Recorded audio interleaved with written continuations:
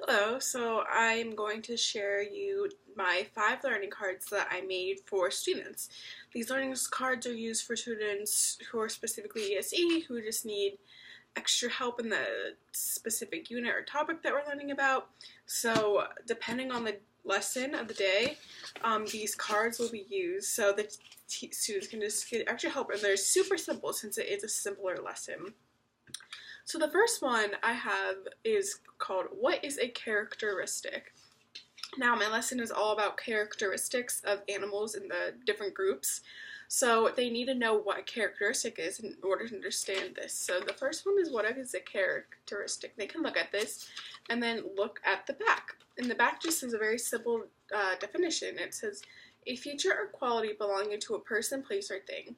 It's how to describe something. So for example, like eye color or hair type or how they give birth, etc. So this is just a good basic knowledge for them. The next one I have are what are the 5 different animal groups? And since this is also one of the main parts of my lesson, the 5 animal groups, this can help them if they're kind of confused on how many there are or what one is which, and etc.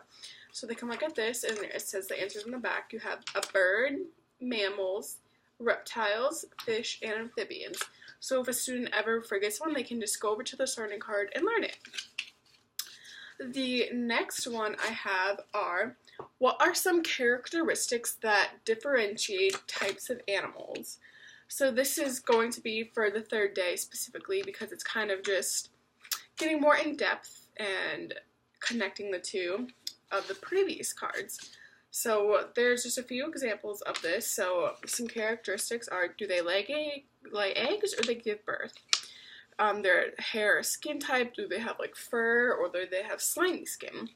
Their blood type, cold or hot, warm-blooded or cold-blooded.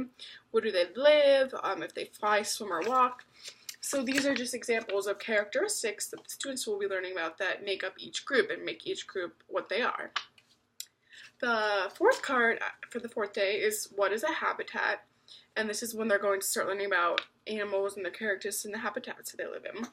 So on the back, it's another just easy definition for the students because this is for a younger grade. And it's a natural home or environment of an animal.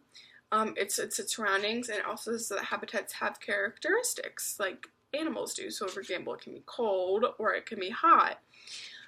It can have grass or it can have trees. And the last one is probably the most difficult, you could say, card. And it's what they're going to be learning about on the last day, and it also kind of just sums everything up. And it says, how are animals connected to their habitats? So they've already learned about habitats, they've already learned about animals, so now how are they connected? So there's just another definition on the back, and it says, it helps them survive, it protects them, it feeds them, and they live where their characteristics can flourish. So these are just some cards if students are having any trouble with the lessons, just to help them just get the basics down. And that's it.